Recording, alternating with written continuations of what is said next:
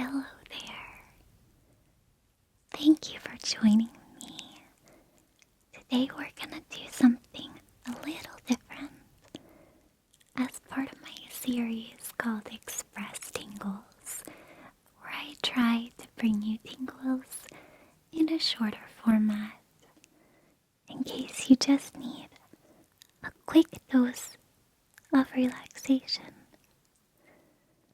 But I wanted to bring you something truly adorable today, so I hope you like it. My favorite kind of relaxation is when I can also learn from it. So I hope today's presentation will be cute and also slightly educational, especially if you like sweet, adorable animals. So, my foxy friends, today I'm making a video so that I can tell you a love story. And this is the fluffy tale of Sylvie. Sylvie. It's a nice name, Sylvie. Sylvie sounds classic. And Beauregard. Beauregard. Beauregard. Beauregard. And Beauregard often goes by Beau to a lot of his friends. So, Sylvie and Beau. So, I'm going to be talking to you about something that has happened at the Living Desert Zoo. And if you've ever been there, it's a zoo that focuses on conservation, education, and preservation. And they do this through providing mostly very, very natural spacious habitats for animals that naturally live in the deserts of the world and similar regions. So here in Southern California, off the coast, we have a very special kind of fox. And if you're a fox lover, maybe you've heard of them before, but maybe you haven't. And if you're looking at them right now, I hope you're saying, oh my gosh, so cute. Because that is the typical reaction from people that I hear too. So I'm going to start with the original post announcing the arrival of Sylvie in the life of Beauregard. And this is straight from the Living Desert Zoo themselves. So, they say, on the morning of September 17th, 2023, during an annual population survey on San Nicolas Island, a young Channel Island fox was found with a compound fracture in the lower parts of her right hind leg. With the approval of the California Department of Fish and Wildlife, our friends at the Santa Barbara Zoo took the pup in for treatment.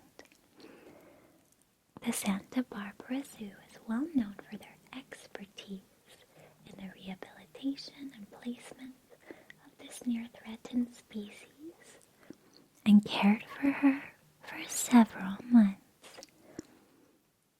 After her recovery, the fox, now named Sylvie, was deemed non-releasable and was recommended for placement at a CDFW-approved mainland facility where she could serve as an ambassador for her wild counterparts. As one of 3 facilities who care for Channel Island foxes, we welcomed her with open arms. Sylvie is settling in at her new home at the Living Desert and is becoming acquainted with the other Channel Island fox in our care, Beauregard, aka Bo. The two of them will live together as a non-breeding pair. Sylvie eagerly participates in training sessions with her care team and is learning cues to take an active role in her health care, such as stepping on a scale for regular weight checks. Sylvie loves to climb and can often be found perched in high spots around her habitat. So, that was the first news of the arrival of Sylvie. Now, Beauregard is a fox that the zoo has had for quite some time. I believe he has lived at the zoo for well over a decade, if I'm not mistaken. If I remember from my talks with the keepers there, I think Beauregard is somewhere between 13 and 15 years old, but I'm not totally sure. I will say that I go to visit Beauregard quite often, and I have watched him for a long time. And while he's always been super active and he seems very engaged with the keepers, who like to keep him busy with things like games to find and forage for his food, putting little ice cubes all around his enclosure so that he can find them and lick them up and stay nice and cool, and feeding him little chewy treats like greens and things now and then. I did sometimes think perhaps little Bo was lonely. I know that the Channel Island fox, like many foxes, mates for life. And so when I heard Sylvie was coming to live with him, I cannot express my jubilation adequately. I think I squealed. It's not so much I don't have the words to express it, it's just that my joy was very loud when I heard. I was so excited. If you've never seen or heard of these curious Canadies before, here are some fast fox facts courtesy of the Nature Conservancy. At just 4 pounds and the size of a small house cat, the Santa Cruz Island fox has historically been the island's top predator for thousands of years. The first foxes are believed to have found their island home more than 18,000 years ago by floating from the mainland on storm-generated debris. Descendants from the larger mainland gray fox, the Santa Cruz Island fox has similar characteristics, including grayish, white and black backs, dull white underbellies, cinnamon rust at the base of ears, sides of neck, and limbs. So you may see the island fox and think, oh, it looks like a baby gray fox, which is sort of true. Their diet includes summer holly, Joya cactus, rose, sumac, nightshade, native deer mice, ground nesting birds, and occasionally grasshoppers and crickets. The Santa Cruz Island fox thrives in many types of habitats that exist on the island: valley and foothill grasslands, coastal dunes, coastal bluffs, coastal sage scrub, oak woodland, and coastal marsh. They even climb trees to raid bird nests.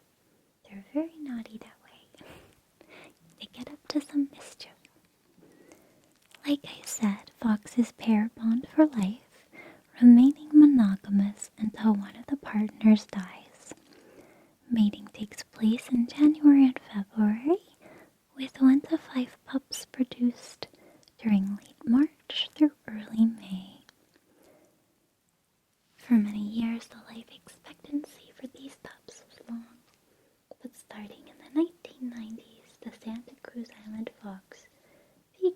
face some major threats. It goes on to talk about some of those threats, the arrival of golden eagles from the mainland, which kind of sounds like something out of Lord of the Rings, but in this case, the golden eagles are not there to save the day. They could be dangerous to the little foxes. Unfortunately, the golden eagles have to eat too, and they are truly beautiful, magnificent creatures. If you've never seen a golden eagle, they're also wonderful. And you can see one that has been rehabilitated and is also being cared for at the living desert.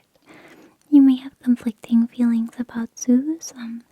One zoo is not the same as another, so I understand however you feel about it, but I do feel that the living desert does an excellent job of trying to advocate for education. And sometimes I think that when people have exposure to these animals and all of the wonder and all of the diversity they bring to this world and their impact on our ecosystems and the world around us, I think more and more people become moved to want to be good stewards for animals and stewards of the earth. So the population, unfortunately, on the island went down drastically and really plummeted. The fox population on the island went from about 1,500 to fewer than 100 animals in less than a decade. So that's about a 95% reduction of the fox population. And these are really special foxes. You can only find them in this part of the world. That's why you may never have seen one before. So it's especially important that we help them survive and exist in the world. If you would like to help, you can donate or even pick up really cute merch from Friends of the Island Fox. This is a non-profit promoting protection and preservation. And they protect and preserve and educate about these magnificent little mammals. So I'll put a link in the video description below. And feel free to click on that and see if you would like to get involved. If you happen to ever be in the Coachella Valley, you can check out the Living Desert Zoo to help support and visit Bo and Sylvie. And I have seen them, and you can see them right now playing together, and they have been engaging and playing together. They also have their own spaces, though. If you've ever fallen in love and moved in together, you know that it's wonderful, and also it's great to have your own little space, isn't it? So, the other thing that I really love is that with the arrival of Sylvie, Beauregard was able to move to a larger, even more natural enclosure. And what's neat is you'll see them frolicking, but there are naturally many places for them to climb, many places for them to hide. That's always an indicator of a good zoo that provides the animals with space to retreat so they don't always have to feel like they need to perform or be on. And they have tiny little dens that they can retreat to. They get fed from the back part there, and so if you see them kind of looking out over the rock crest on the back of the enclosure, I think this was very close to their feeding time. So the pictures of Bo alone a lot of those are from his older enclosure, which is still very nice and actually quite extensive, but he's definitely upgraded to a deluxe apartment in the sky of sorts. So I wish him and Sylvie all the luck and love in the world. They really seem very happy.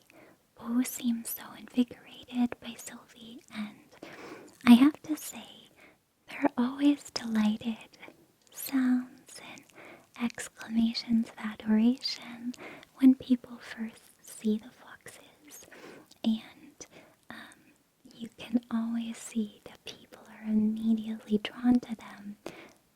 just so charming. They're so full of life.